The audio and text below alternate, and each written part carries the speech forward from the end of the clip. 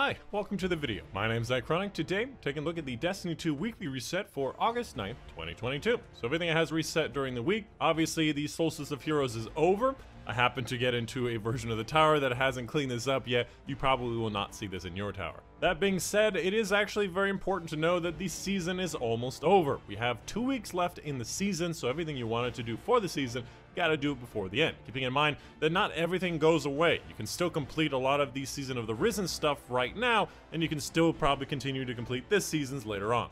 But there are a few things that will be going away. Other than that, it doesn't look like there's anything special going on this week, no bonuses or whatever, so let's go ahead and get into the regular stuff. First up, for the Nightfall Ordeal this week, we have the Arms Dealer, which is somewhat of a fan favorite mission because it's very high density, so points are good, and it's very fast, and you can grind this out for whatever the Nightfall weapon is, which according to Light GG is gonna be Plug 1, which is actually a decent fusion rifle, and it's nice because it has a lot of really good perks. However, obviously the double Ordeal rewards was last week. 100k, probably Legend is pretty good. However, this is very high scoring and it's also very quick, so Hero might be possible. The rotating Vanguard burn is going to be Void Singe.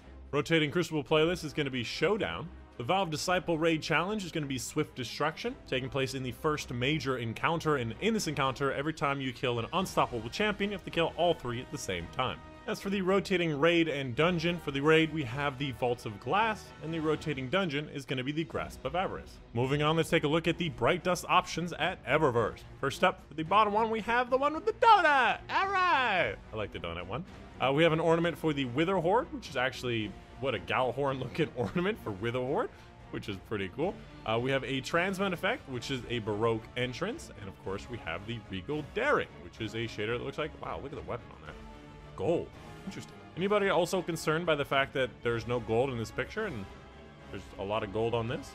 If only the hammer worked like this, where you could throw it and it would come back to you. Well, a lot to you.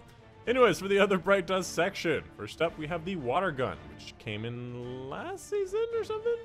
What is this? Just shooting a water gun. That's fun. We have the No Fair, which you pick up the ball and you're like, it's my ball, it's mine. I don't know why.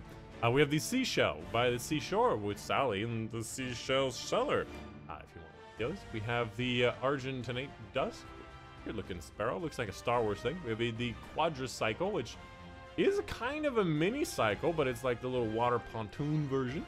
We have an ornament for the Sturm, which is very weird. I haven't used Sturm in a long time. A Ghost Shell Projection, the Guiding Light Transmit effect, the Reef Shimmer Transmit effect, the Rasputin Reboot Transmit effect, and then we have a few different shaders. We have the Tyrian Abyss, which looks like this. Keep in mind the weapon looked very different than the Titan armors.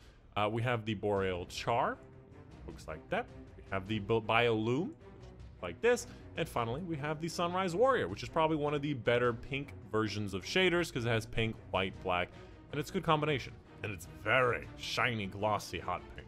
And of course, let's take a look at the Gunsmith Inventory. First up, today we have the Shepherd's Watch, which is an under pressure opening shot, which is not a bad combination, especially for Crucible, but this can in fact have Snapshot. In fact, I think it can have Snapshot opening, but I don't remember which slot Snapshot is in. Otherwise, it has okay stat-based stuff here. Following that, we have the Nutella, which is a rangefinder turnabout, and this does in fact have the ability to have Headstone, which I think is a lot better. Rangefinder is, in my opinion, not super necessary on bows, and overall could definitely be better. We have the Stochastic Variable, which is obviously that one that can be a 900 or 600 depending on which barrel. There's I think a specific barrel perk that makes it so you can shoot slower, something like that. A weird one, but definitely weird perks I don't really like. We have the Ogma PR6, which is a perpetual motion disruption break, and this one specifically I think can have Demolitionist and Wellspring at the same time. Very unique combination, and it seems like fun. Following up, Palindrome B, we have this one, which is a Lasting Impressions Ambitious Assassin and Impact Casing with a Reload Mastery. I'd say this is a pretty darn good roll, although it can have autoloading, and I usually prefer that. Might do well with Lasting Impressions. Never thought about that with Ambitious Assassin. And finally, GL6, which is Explosive Light and Steady Hands. And of course, no spike grenades in this column. Keeping in mind, this cannot have really a good perk in column 3, so it really is up to you as long as you get number 2 and 4 done. Man, I'm gonna miss my flowers and grass and hedges. These things are nice. They're so nice. Very weird grease thing, but so nice. I don't even know what this thing is, but it's so nice. It's like fission energy from the sun just heating my balls right now. It's so nice. And of course, a big thank you to my patrons on Patreon. Specifically, a big thank you to Mom and Dad, Postons, and Box World, my niece, Bakman, Junior Panther, KC, Reagan, for their support on Patreon. That's it. Hope you guys did enjoy. And I'll see you guys on the next one.